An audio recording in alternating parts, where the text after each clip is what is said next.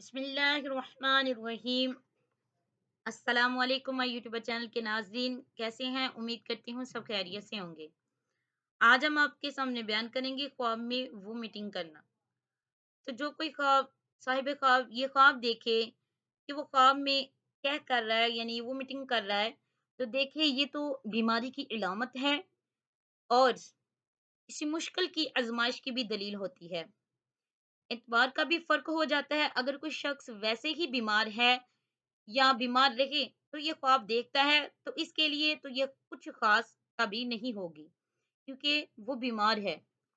तो मजीद उसकी बीमारी में भी इजाफा हो सकता है या उसे किसी और आजमाइश में मुब्तला हो सकता है।